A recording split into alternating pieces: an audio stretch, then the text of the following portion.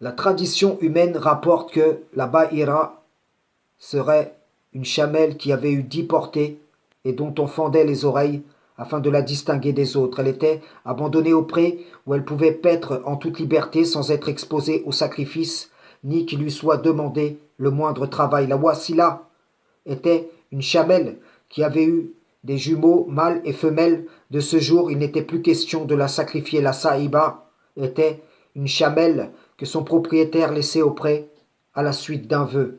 Quant au ham, qui signifie le chaud, c'est un étalon qui avait engendré 10 femelles d'affilée et qui devenait de ce fait interdit à la monte et au bas. Question.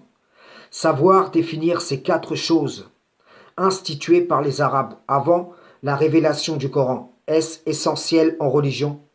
Moi je dis que c'est secondaire et facultatif. Savez-vous pourquoi?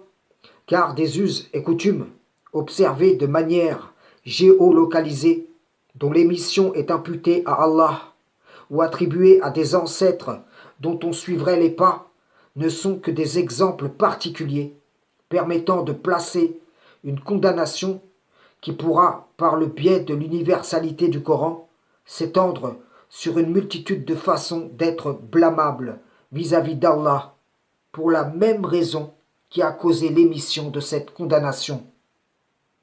Disons que celle-ci fut émise à l'encontre des Arabes, qui ont menti contre Allah, qui ont suivi les pas d'ancêtres n'ayant pas raisonné, d'ancêtres à qui le diable aurait commandé de fendre les oreilles aux bestiaux, et que, par le biais de ce commandement, ils auraient altéré la création d'Allah.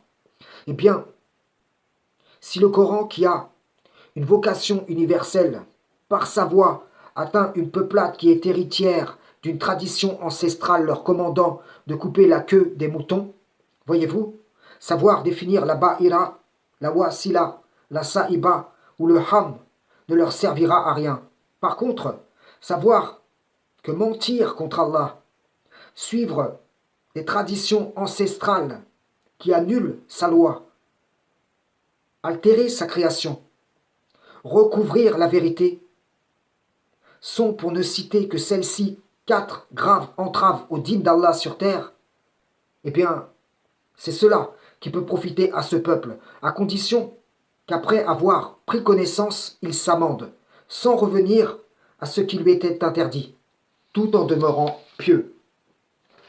Il se peut que ces règles n'existent plus de nos jours, et qu'il ne se trouve plus personne pour les observer.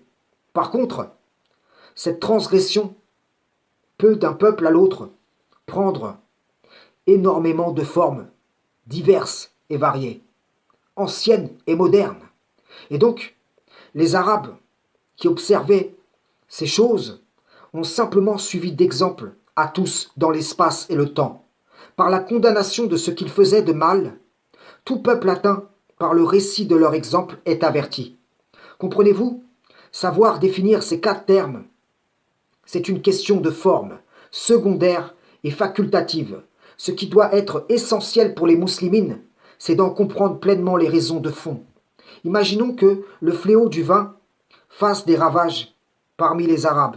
Eh bien, toute mise en garde à ce sujet de la part d'Allah s'étendra à partir de l'exemple particulier du vin à tout ce qui pourrait causer des effets similaires, à tout intoxicant.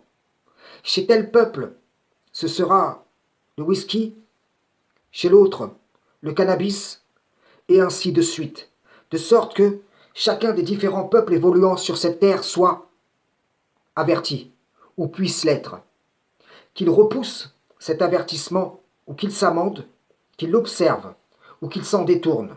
Ceux qui observent les injonctions divines sont d'ores et déjà témoins contre ceux qui les rejettent, qui s'en détournent et qui les renient. Sourate 6, verset 148.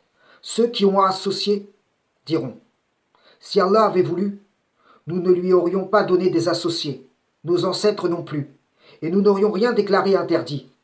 Ainsi, leurs prédécesseurs traitaient de menteurs, jusqu'à ce qu'ils eussent goûté notre rigueur. Dit: avez-vous quelque science à nous produire?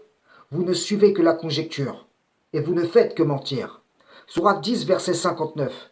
Que dites-vous de ce qu'Allah a fait descendre pour vous comme subsistance, et dont vous avez fait des choses licites et des choses interdites?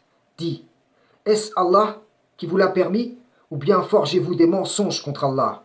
Sourate 16, verset 35.